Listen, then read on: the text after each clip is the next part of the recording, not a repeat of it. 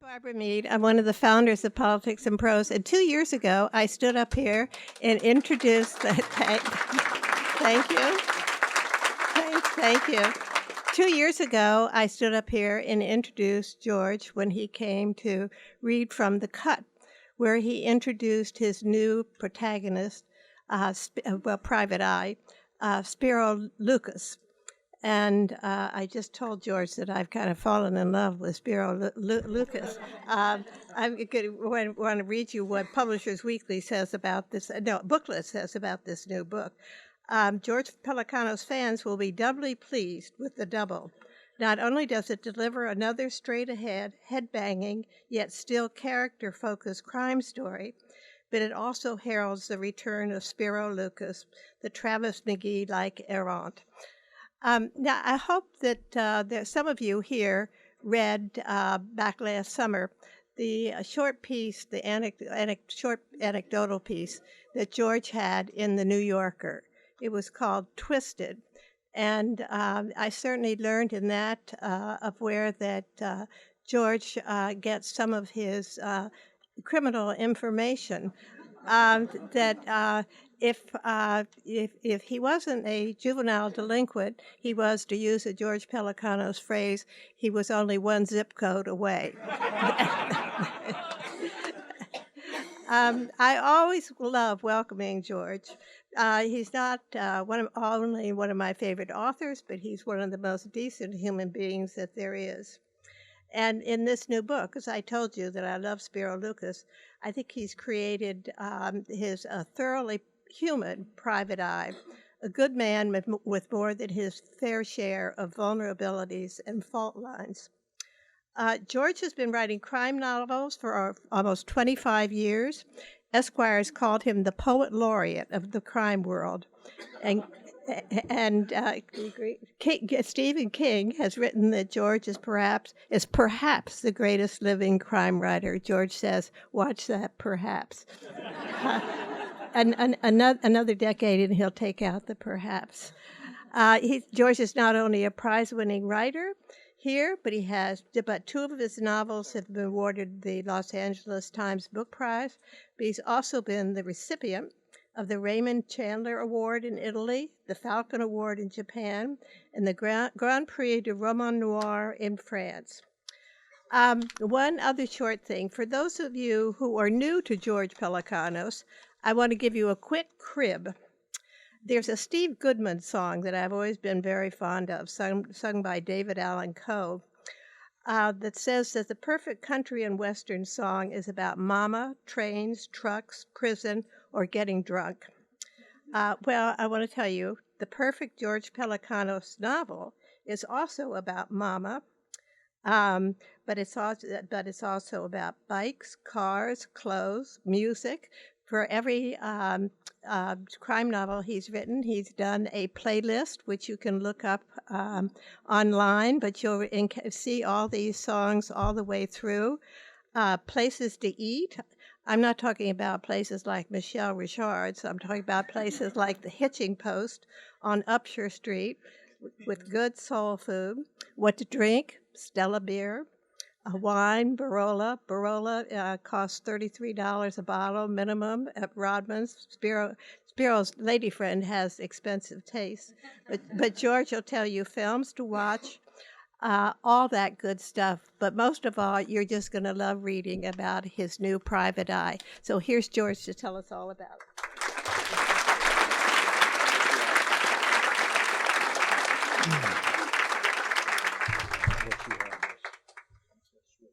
Thank you. All right, thanks for coming out, everybody. As usual, I'm very pleased that you all, would come out for me, and welcome to the people from Ingleside who took a bus here. Our neighbors down the street on Military Road. It's very nice. So if you've seen me here before, I sometimes like to do a trivia thing, and because I've done pretty well in life, I've been very fortunate. So I'm going to give $1 at the right answer. Everybody has a correct answer, and then I'll sign the $1 later in case something happens to me. Maybe it'll be worth more than $1. I'm going on a book tour. I'm going to be on a plane, like 30 plane trips in the next month. So maybe something will happen to me. Forgive me for being a little Greek on that. Okay, so tonight is movie trivia. I usually do the song stuff, and what I want to do first of all is a couple of on one sheets, which I collect movie posters. The tagline. These are a couple of taglines, and just raise your hand, and if you know what this is the tagline. Train them, excite them, arm them, then turn them loose on the Nazis. Okay, in the back? That's right.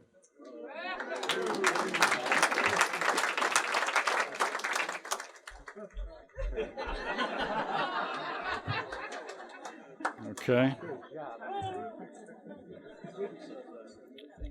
You just take them. This one's kind of I just love this one. It's perfect for the movie, and it's just poetic. They came too late and stayed too long. Anybody? Yes. Yes.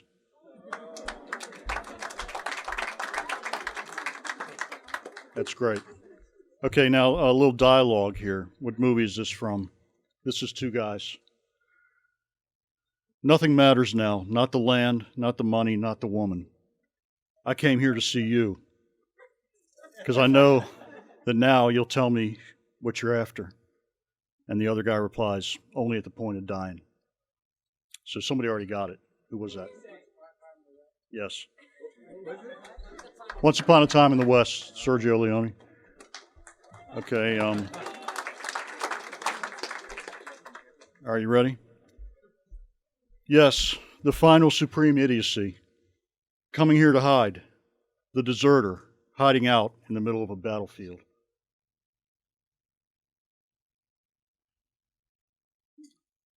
Okay. The actor was Robert Vaughn in The Magnificent Seven. I can keep one of those dollars now. Sign it, yeah.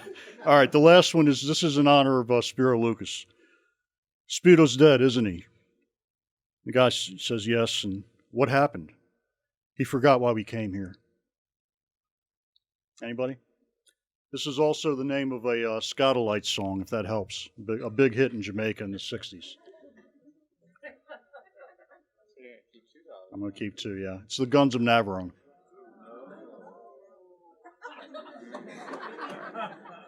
Okay, enough of that. So, for those of you who have not read The Cut, Spero Lucas is a veteran of Iraq. He's a Marine. Comes home, gets a job working for a lawyer down on 5th Street, a defense attorney, as a private detective, a street detective. And a lot of these attorneys here in Washington and elsewhere, I assume, hire veterans because they're suited for the work. They like the adrenaline. They like having a mission every day, and they're just good at it.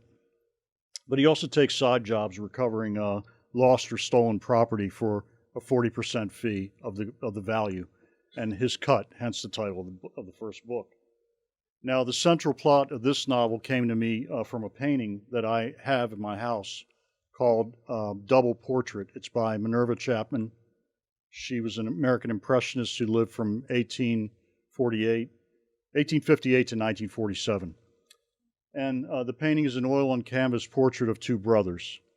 The Washington connection to this is my uncle, William Frank, who some of you who've been around a while will remember. He owned the clothing store William Fox on Pennsylvania Avenue, and which is now owned by Craig Fox, and it's on G Street. They're still in business, and they still have beautiful clothes for men. He passed away in 1990, my Uncle Billy, and he wanted me to have the painting, and I've owned it since. In the book, Lucas takes a job from a woman named Grace who owned a painting called The Double, and it's stolen by her boyfriend, who's a sexual predator named Billy King. And Lucas goes after this guy in the painting. The title of the book refers to the name of the painting, but also it's the dual nature of Spero Lucas. In The Cut, if you'll remember, Lucas was kind of cavalier with women, thoughtless, you might say. And he had a really good girlfriend named Constance, but he lost her because he slept with another woman. He is young, fit, handsome, and He's a highly sexual guy. He feels like he wants to make up for those lost years he spent in the desert in the Middle East. And, but he considers that to be his stolen youth, so he's making up for lost time. But in the double, he gets more than he bargained for when he falls in love with and has an affair with a woman named Charlotte Rivers, who's married. And he knows he's married, that she's married, but it doesn't stop him.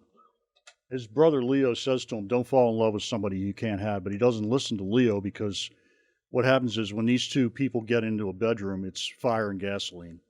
It's just supercharged. And like his antagonist, Billy King, Lucas likes to dominate in the bedroom. So King is his doppelganger. He's the dark side of Lucas personified. So it's only natural that by the end of the book, like in many of my books, they're going to clash and violence will ensue. That's what the book's about, in a nutshell. I'm going to read a little bit, and in this scene, it is Lucas goes to Walter Reed, the new Walter Reed in Bethesda, and he visits a friend there who's in PT and physical therapy, a guy named Winston. And then he goes upstairs and he talks to the shrink. Her name is Olivia O'Leary. And he talks to her about his friend, and he talks to her about his other friend he has, who is an amputee, you met in the first book. But she knows that there's something wrong with him, and she tries to bring it out of him. And he resists. And there's a bit here where she asks him, where are your friends now? Where are the guys that you served with? What are they doing? And he won't tell her, but he has an internal monologue where he tells us, the reader, what happened to these people. And this grew out of a conversation I had with an actor I worked with on Treme, who was a Marine Corps veteran. He was one of the first guys into Iraq. And I was in a van with him in New Orleans, and we were going to set, and I asked him the same question. And he told me what happened to all his friends. And it was really surprising because there were as many successes as there were tragedies. And that's sort of what interested me, is why do some people escape that? How do they compartmentalize it when others can't? And for Lucas, he can't. His violent warrior nature comes out, but he's in denial of it. And one thing that he does is, you'll see at the end of this thing that I'm reading, is he just runs towards women when he gets around death again. So this is from the new book. It's page 48. If anybody wants to read along, and I've edited it. When you do dialogue, read dialogue, you have to insert who's speaking and so on. So if it sounds a little clumsy, it could be the writing.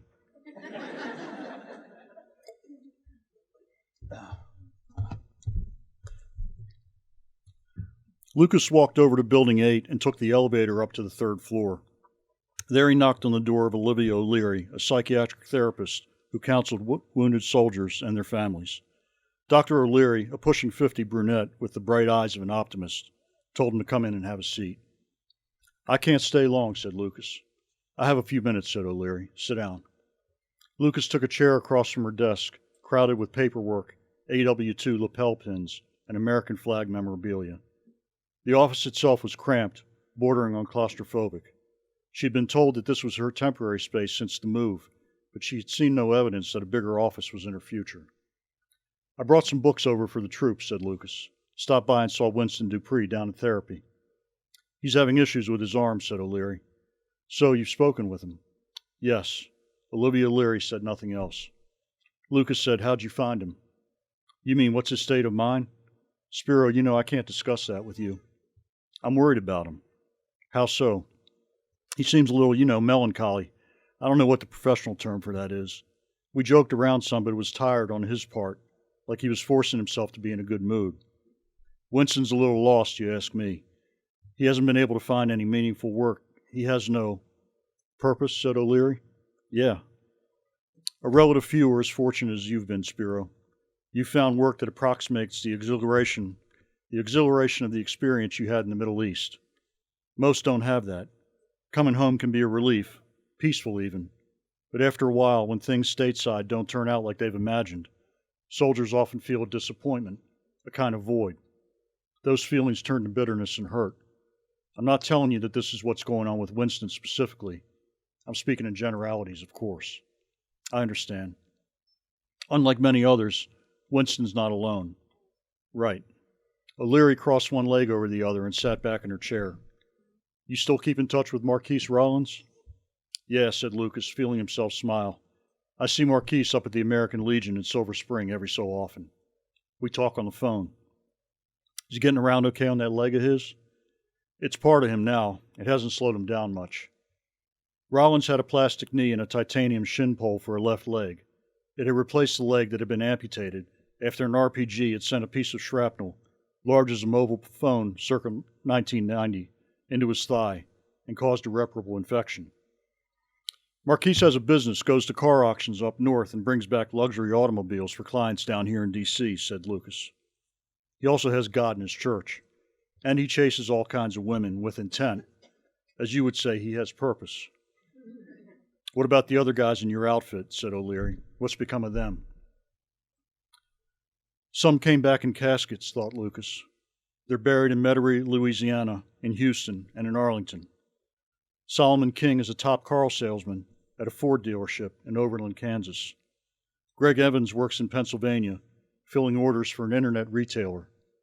Rick McKenzie is in federal prison somewhere out west, doing 20 years to life for stabbing a man to death in a Missoula bar. David Hess is unemployed, living in his parents' basement in Galveston. Last time Lucas talked to him, Lawson Cochran had married a stripper after a long night of Milwaukee's Best and an ounce of crystal meth. Ronald Wilson re-enlisted in serving in Afghanistan. Alfred Turner went back to college for a law degree. Joey Fabiano hung himself from the rafters of a log cabin in Colorado. I don't know, said Lucas. I guess I haven't been in touch with them lately. I should try. O'Leary looked at him directly. And how are you? I'm fine. Everything's going well. That's good to hear. No worries, said Lucas. And Lucas thinks, I killed a man in a church parking lot on Georgia Avenue 2 years ago. Broke the hyoid bone of his neck as he writhed and struggled beneath me. I shot and killed 3 others in a northeast warehouse not long after that. But they all had it coming. They were trying to kill me. Dr. O'Leary picked up a book that was sitting on her desk and let Lucas see its cover. It was the popular, recently published memoir written by Chris Kyle, a celebrated Navy SEAL sniper who had served in Iraq. Have you read this? Lucas shook his head. Not yet, but I know of it. It was given to me by a client. I saw the author interviewed on Bill O'Reilly's show. I met Chris Kyle when he was shooting in Fallujah, said Lucas. Apparently he had 150 confirmed kills, said O'Leary. Those are the confirmed. There were probably more. On O'Reilly, he claimed to have no remorse for the lives he took, including women. Do you find that odd? Not particularly, said Lucas. Kyle took out 150 enemy combatants who would have killed countless American Marines and soldiers if they had the chance. That Texan saved a lot of lives. By taking lives. Yes. Lucas gripped the arm of his chair. Spero, are you all right? Why? You seem disturbed. Not at all, ma'am. Olivia O'Leary cleared her throat. You should make an appointment and come in. I'm straight. Anyway, I'm not exactly the type who, sits in a room and discusses his feelings. Doesn't mean there's something wrong with you if you do. It's always beneficial to talk to someone. A brief silence settled between them. You're a good person, Olivia. I think you are, too. Lucas pushed himself up from his chair and stood to his height. Take care, Doc. You take care. On the way out of the building, Lucas passed a woman, early in her middle age, seated in a chair outside a room with a closed door. She had a towel wrapped around one bloodless hand, and it was pressed against her face. Her eyes were pink and swollen, and there were mascara tracks on her cheeks. He had heard her deep sobs from far down the hall. He guessed she'd been crying for some time. He had seen her kind here before. Another war-torn soldier's mom. Walking on, he thought of the woman he was about to meet for drinks. Sex took his mind off the stink of death. Thank you. Thanks.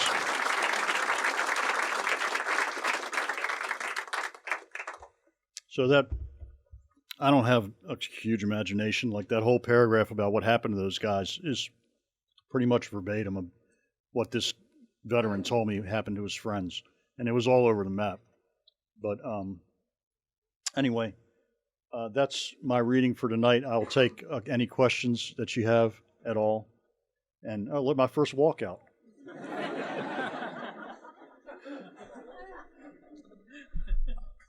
I'm curious to know what has contributed to your choosing the greater D.C. area for your outstanding novels. Thank you, sir. Well, as many of you know, I grew up here, and my parents did as well. They went to Central High School, which is now Cardozo High School.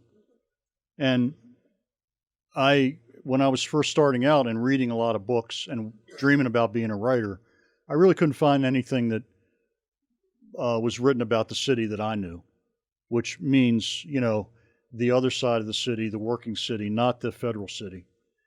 And having grown up in son of a Greek immigrant, and my dad had a diner downtown, and I worked in that diner and so on, I wanted to write about us, those kinds of people.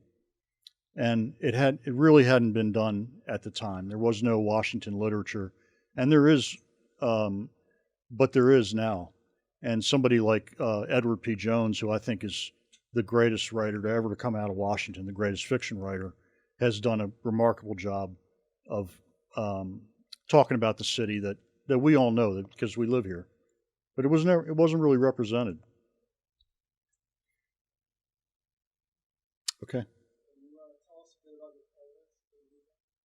Well, there's the playlist for the new book. There's a lot of reggae.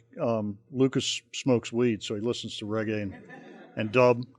And then I try to keep it organic to the characters. So one of the guys in the gang, the antagonist, listens to a lot of heavy metal. I've got that in there, kind of new metal, not Metallica, but a little more advanced than that. They talk about an Anthony Hamilton song in a bar. A guy in the song, Anthony Hamilton, singing about he's praying for forgiveness for doing a woman wrong, and it relates to what they're talking about. And I think Hamilton is the greatest soul singer out there now. He's the heir to Al Green, meaning the spiritual and the secular together. It's beautiful stuff. And he always talks about classic rock with this attorney that he works for, because the attorney's my age. Most guys my age listen to classic rock. And so there's a debate about the Beatles and the Stones in this book. And also the epigram in the book is from Whiskey in the Jar, the traditional song, which describes the Lucas character. Some men like the fishing, and some men like the fowling, and some men like to hear a cannonball roaring. And that's the Lucas character in a nutshell. And the attorney brings it up, and he starts, that song has been covered by everyone from Burl Ives to Metallica to the Grateful Dead, but the Thin Lizzy song version is the definitive version if you want to download it. And I'm sort of obsessed with Thin Lizzy. It's such a cool group that was from the, you had a biracial Irish guy leading the group, Phil, and there's a statue in Dublin. Phil Lynott died in the 80s, I think. Mm-hmm. And every day there's fresh flowers at the base of the statue. I just think that's so cool. That's what everybody's kind of looking for, is to grab a piece of immortality if you can. Yes, sir. Hi. I have to call you Mr. Pelecanos tonight. No. Because you're wearing a tie. That throws me. You mentioned, you took most of the passage that you read in terms of what happened from a conversation. It's kind of about the minutiae of writing. What about the names? That was a long list of names. Obviously, when you're having major characters, but that was just where did those names come from? Just out of point of curiosity, in that sense. Some of the names in that thing were people that I sort of know. They're brothers of old friends, right. That kind of thing. But I've said this before here. What I do when I'm writing a book is, because I don't want to waste time trying to think of names, I take like the Sunday obituaries of the Washington Post, and I put it up on the wall for the duration of the time I'm writing the book, because you're getting real Washington names like that. True. And what I do is I marry the first name of one deceased person to the last name of another deceased person, and that's how I get a lot of these names. Yeah.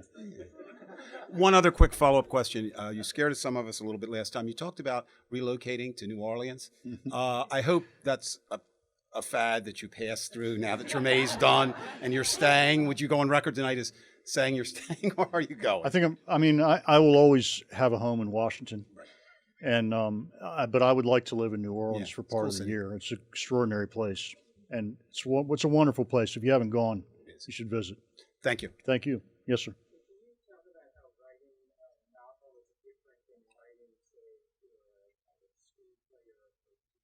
hmm I will. The question is the difference between writing a novel and writing for television or the movies. The obvious thing is the collaboration that you do and giving up your control, a lot of your control, and because you're going to get rewritten, and you're going to get a lot of ideas shot down in the writer's room because you're collectively working with a lot of people. The other thing is that there's many filters that when you read my book, it's from me to you. You know what I mean? I wrote it, and now you're going to read it, and I don't know what happens in your head. I often think about that. Did I do my job? Did what I write translate into your head exactly what I wanted to? You know what I mean? The images even. But with a television show or a movie, there's so many things. There's costumes and the cinematographer and all these things that change what you wrote. But what most writers won't say, novelists, when they're talking about this, is that those people tend to improve what you wrote. And one of the things that I really love about I love writing books, but I really like working in producing television and writing and producing is because when I get out of the van in the morning, the door's open and there's 100 people who I consider to be artists there waiting to go to work. Costumes, hair and makeup, locations. All these people are artists in their own right, and I think it's pretty cool that everybody gets together to make this thing. So that's a big difference for me. It's a collective art rather than a solitary art. Yes. First, thank you for your work. I can't drive past Fort Thank Stevens you. without thinking about that scene in The Cut. Oh yeah. And my question is, what is your process for research? Well, generally, the questions about research, I will try to front load everything I do so that once I start working, I don't want to leave the house. So I do a couple months of research, and on these books, I do a lot of it. It's just street stuff. I ride my bike around and I talk to people, or I have my iPhone with me all the time, so I take pictures of locations. All these houses that you see described in this book in The Cut are real houses. The house that Spero Lucas lives in 16th Street Heights is, it's a real house on that corner as described in the book.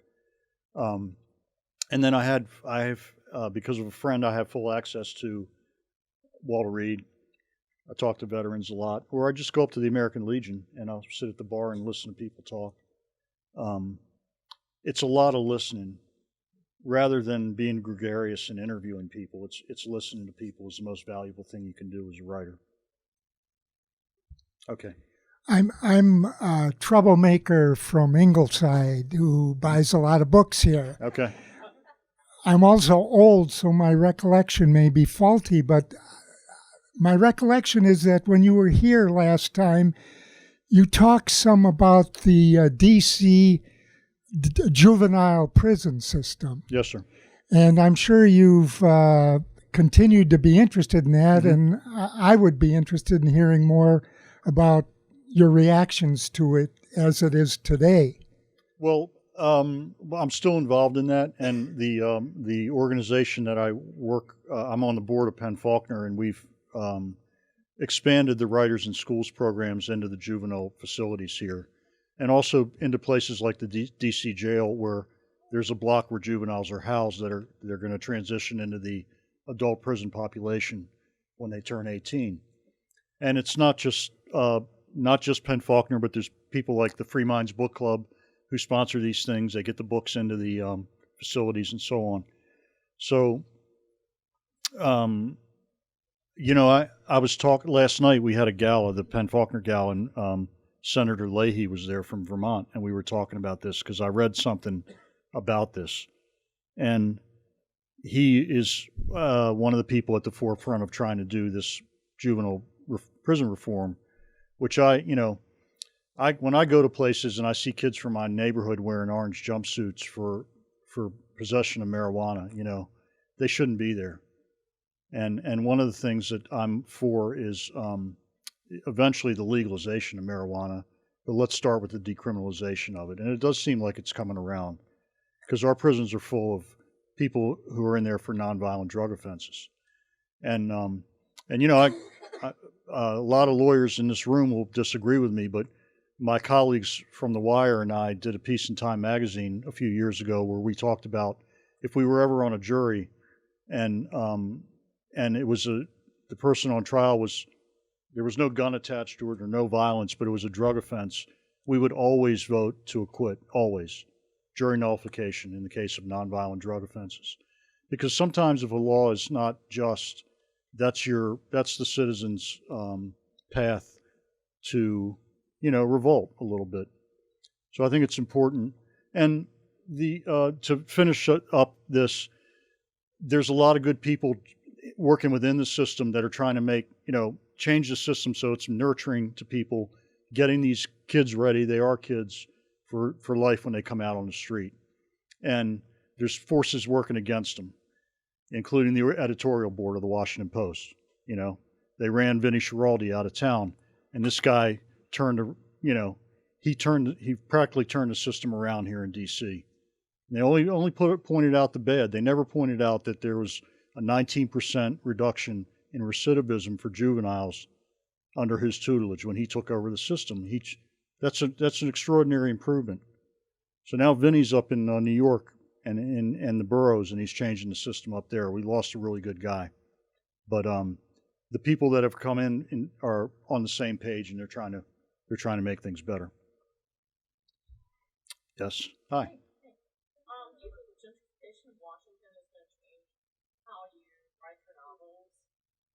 Places that used to be kind of off limits to, shall we say, white people are now kind of driving white people overnight.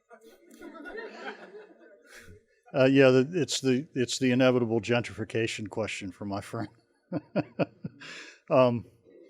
Yeah, it is reflected in my novels. That was the question: is it going to be reflected? Because these books are much different than the books I was writing 10 years ago, the Derek Strange books, and books like The Sweet Forever, which were really, really dark. They were at the time when D.C. was the murder capital, and he remarks on this. He's a young guy who went away for years, and he came back, and he's doing a surveillance at the top of the 13th Street Hill, right where Cardozo High School is, which, Clifton Terrace apartments were there. There was HUD apartments and a lot of problems and so on.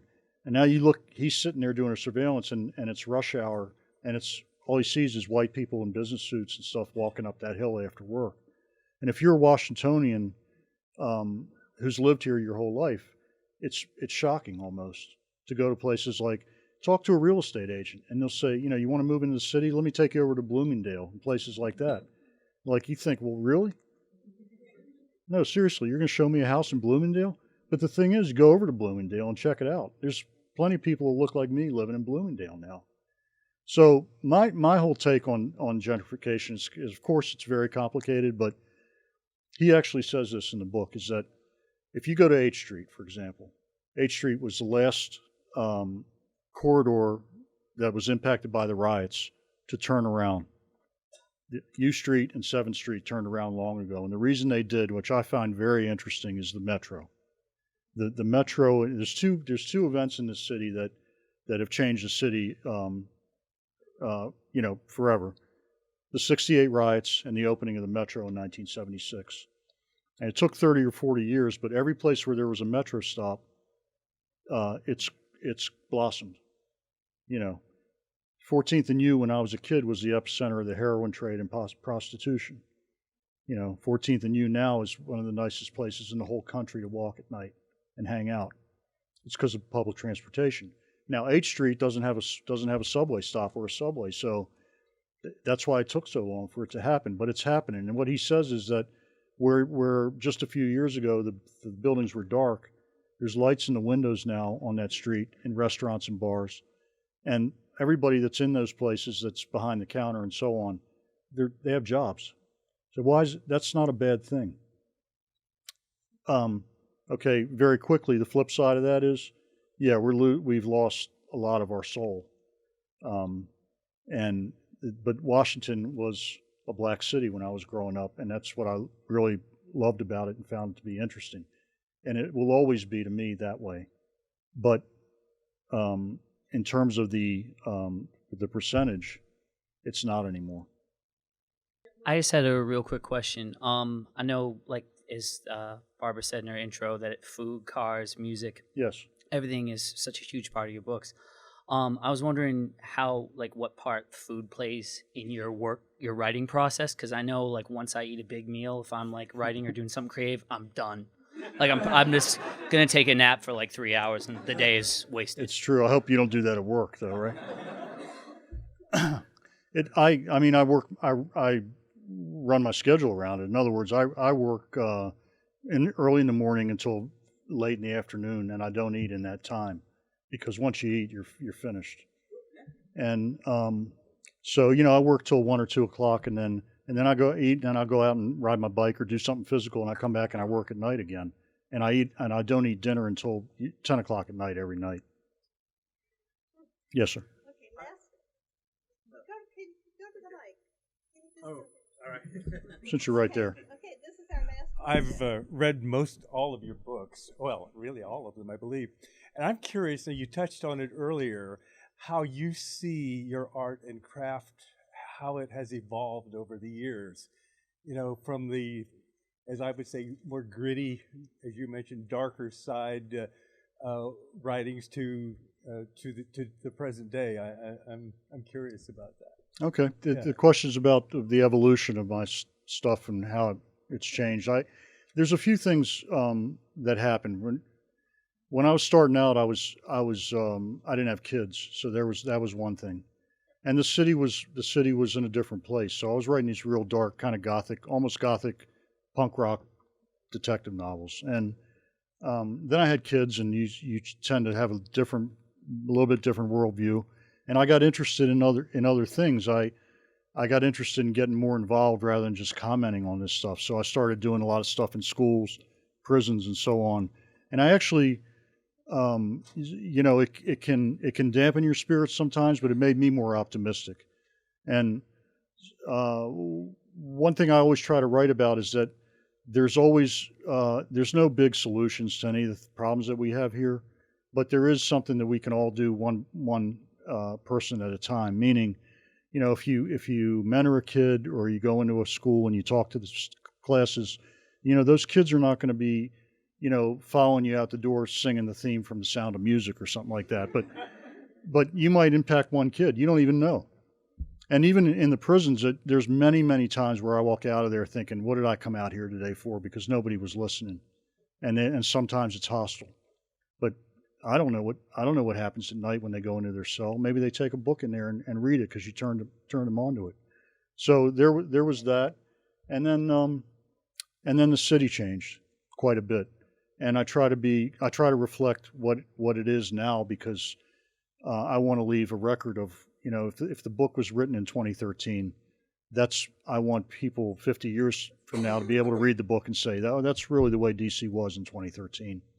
So to not make it artificial, to not put it into a genre sort of prison, to write about what's happening out there now, and to always try to be a better writer. That's my goal. That's how I want to end up. I want to be Elmore Leonard.